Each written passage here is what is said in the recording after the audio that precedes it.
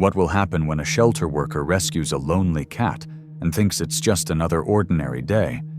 But then someone notices the cat's old collar with a different name engraved on it. That small discovery uncovers a touching mystery of love, loss, and reunion that will make you cry.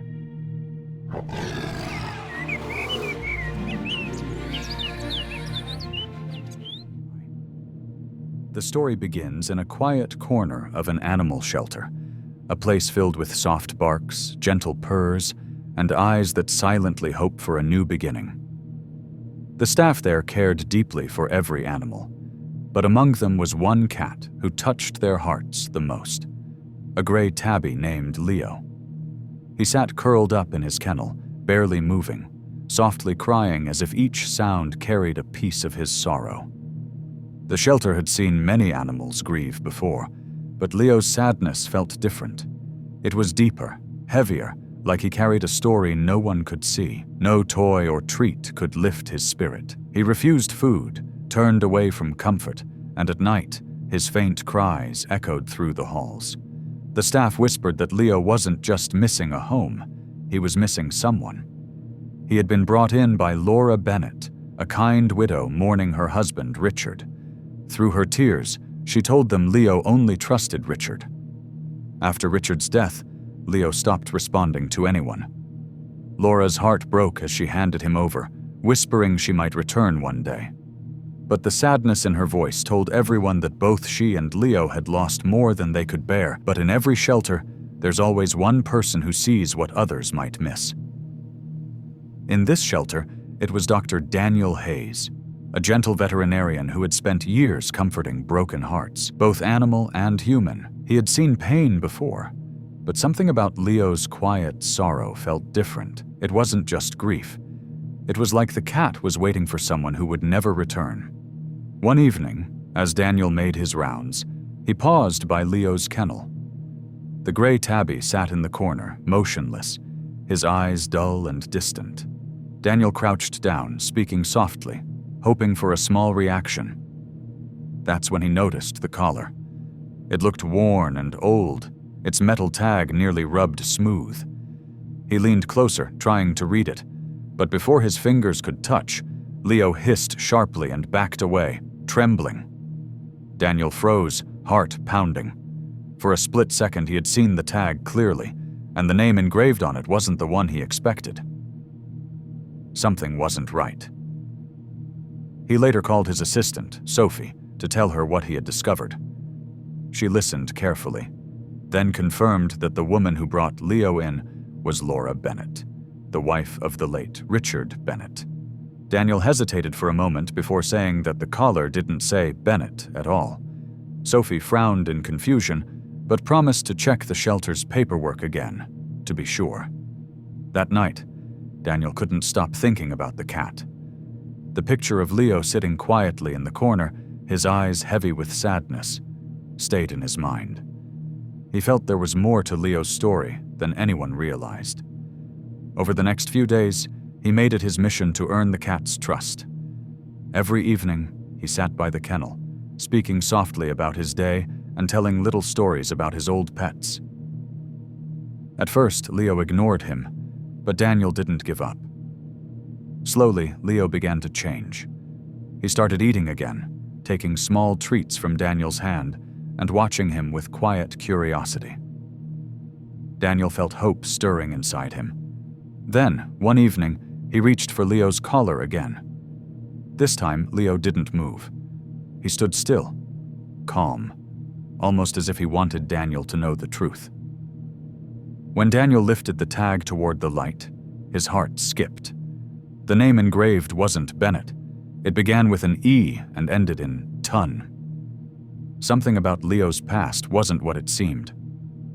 Determined to find answers, Daniel drove to the Bennett home the next morning. The house stood tall and peaceful, surrounded by ivy-covered stone walls that gave it an old charm. When he knocked, the door opened to a teenage girl named Ella, Laura's daughter.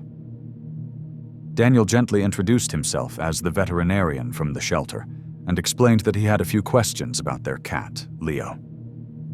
Ella's kind eyes showed curiosity, and she invited him inside. While she went upstairs to look for old photos, Daniel slowly walked through the hallway. The walls were covered with framed pictures, moments of a family once full of laughter. Then one photograph caught his eye. It showed Laura and Richard standing in their garden, smiling proudly, with Leo sitting between them wearing the same collar.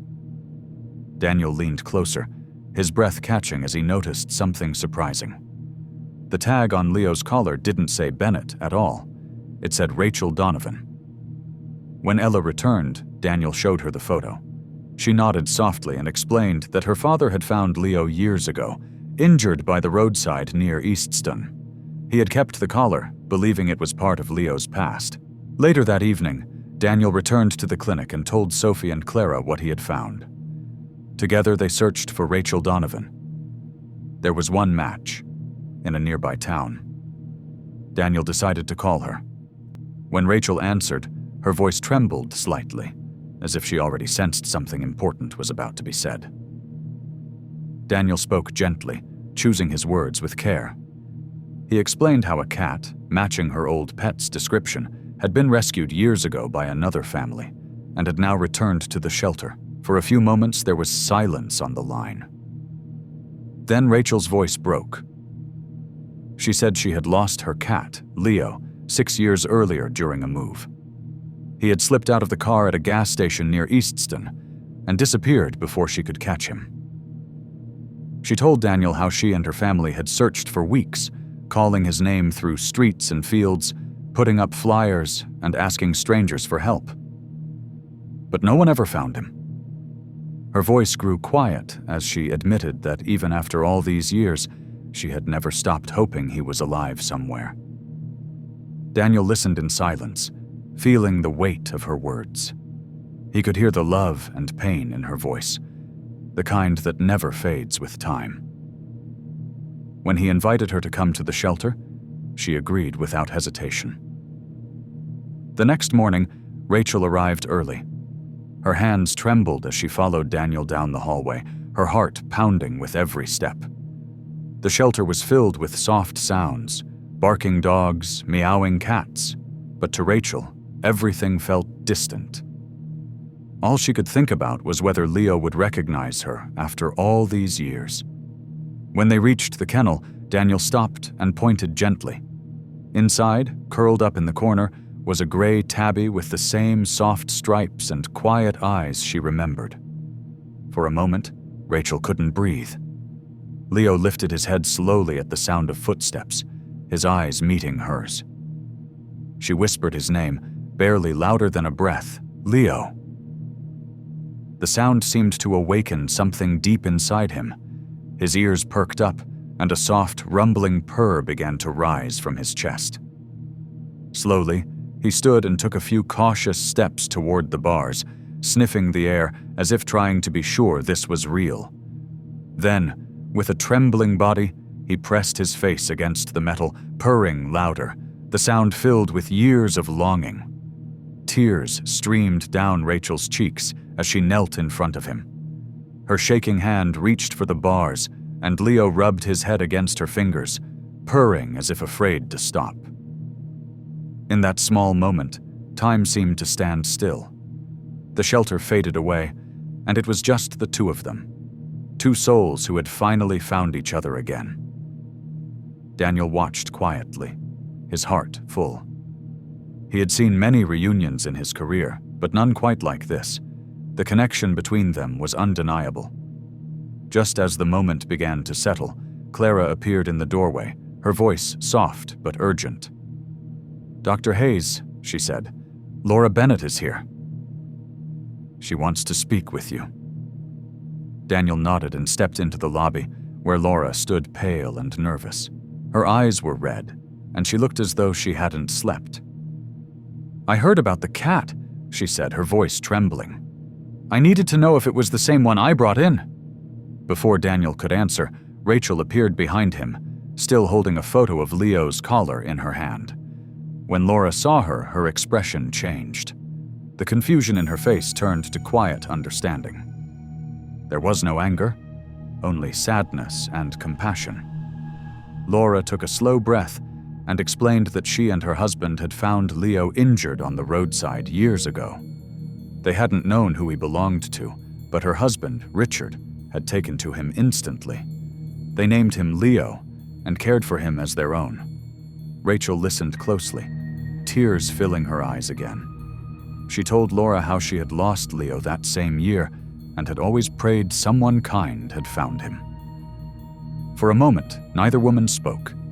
They simply stood in silence, realizing they had both loved the same cat, each during different chapters of his life. Finally, Laura gave a faint, warm smile. "What matters most," she said softly, "is that he was loved and cared for all these years." Rachel nodded, her heart full. "Maybe," she said, "we can both stay part of his life. He loved you too." And in that moment, something beautiful happened. The two women, strangers brought together by fate and a cat's unspoken loyalty, found comfort in each other's kindness. What began as a mystery ended as a shared story of love. They decided that Leo would spend time between both homes, visiting Laura and her daughter, and living with Rachel once again. He would never be alone again, surrounded now by two families who cherished him deeply. As Daniel watched them exchange phone numbers and laugh softly through tears, he felt an overwhelming peace settle in his heart. The unanswered questions that had once troubled him had finally found meaning. Leo had carried pieces of two hearts with him all along, and through him, those hearts had found their way back to each other. Later, as Daniel stood by the window watching Rachel cradle Leo in her arms, he smiled to himself. Some stories don't end where we expect them to. Sometimes love simply finds a new path. Sometimes those we think are lost forever find their way home. Not through chance, but through the quiet pull of love that never truly fades.